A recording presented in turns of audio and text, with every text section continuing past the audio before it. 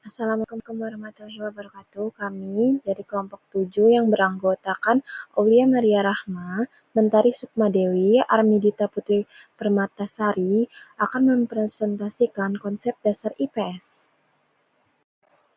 Karakteristik mata kuliah konsep dasar ilmu pengetahuan sosial. Ruang lingkup IPS tidak lain adalah kehidupan sosial manusia di masyarakat. Oleh karena itu, masyarakat inilah yang menjadi sumber utama IPS. Aspek kehidupan sosial apapun yang kita pelajari, apakah itu hubungan sosial, ekonomi, budaya, kejiwaan, sejarah, geografi, ataukah itu politik, bersumber dari masyarakat sebagai contoh. Secara langsung kita mengamati, mempelajari, bahkan mengalami aspek kehidupan sosial yang kita sebut ekonomi.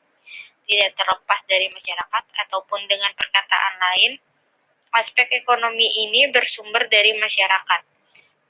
Pemenuhan kebutuhan pokok, hubungan kegiatan ekonomi seperti pedagang, proses produksi, semuanya terjadi di masyarakat. Dengan demikian, masyarakat ini menjadi sumber materi IPS.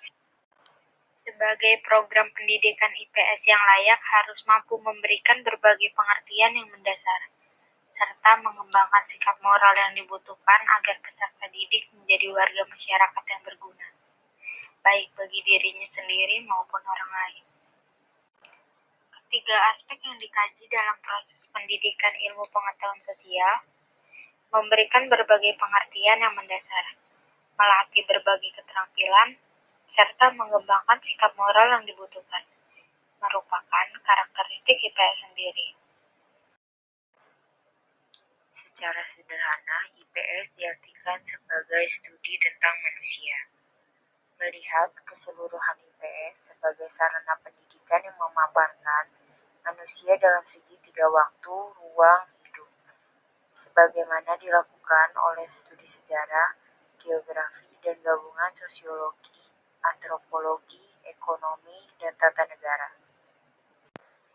Dalam hidup dan kehidupan bermasyarakat, berbangsa, dan bernegara, pengembangan sumber daya manusia berkualitas di era kemajuan ilmu pengetahuan dan teknologi saat ini harus bersamaan dengan pengembangan nilai-nilai yang ada di pembelajaran IPS.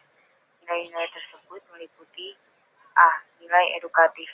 Dalam proses peningkatan perilaku sosial melalui pembinaan nilai edukatif, tidak hanya terbatas pada perilaku kognitif, melainkan lebih mendalam lagi, berkenaan dengan perilaku afektifnya. B.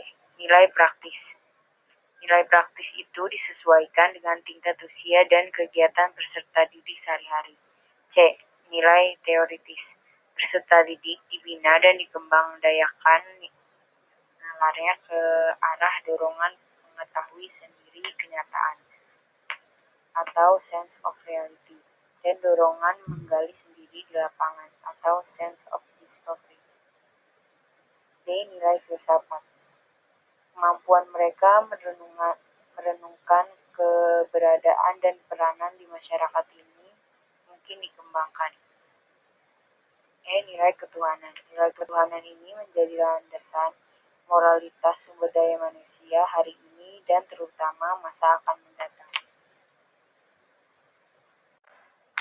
Oleh karena itu, dalam proses pembelajaran pengetahuan sosial yang dimiliki oleh peserta didik, merupakan modal dasar yang berharga dan tidak boleh diabaikan, bahkan dijadikan sebagai awal untuk dikembangkan lebih lanjut secara bertahap dan berkesinambungan.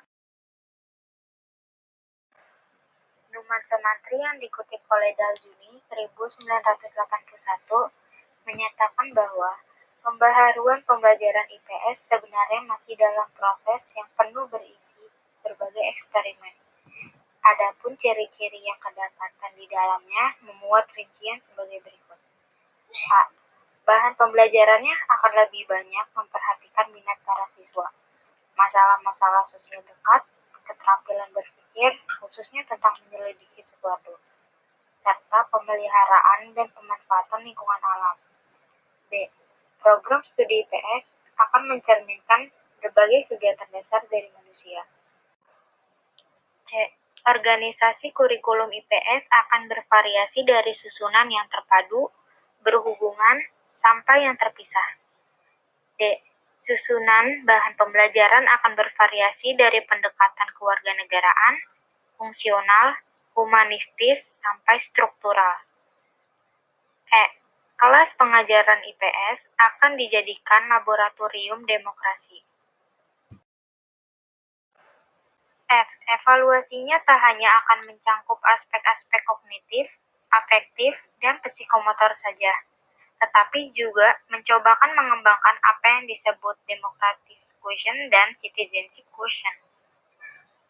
G. Unsur-unsur sosiologi dan pengetahuan sosial lainnya akan melengkapi program pembelajaran IPS, demikian pula unsur-unsur sains, teknologi, matematika, dan agama akan ikut memperkaya bahan pembelajarannya.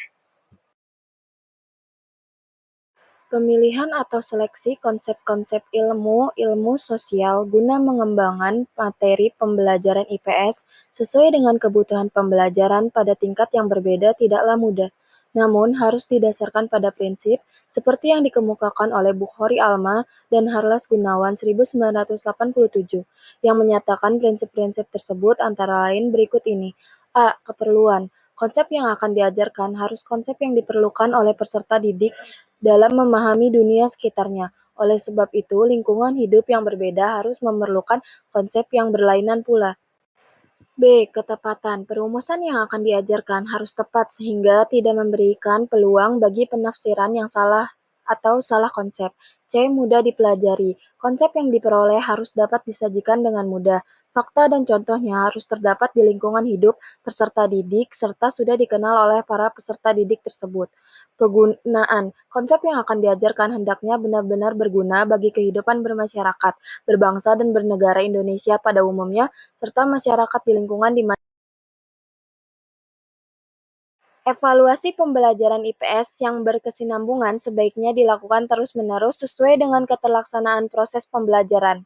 Evaluasi semacam ini merupakan barometer atau pengecekan apakah proses yang berlangsung itu dapat diikuti dan dipahami oleh peserta didik dan seberapa besar penguasaan atau pemahaman peserta didik.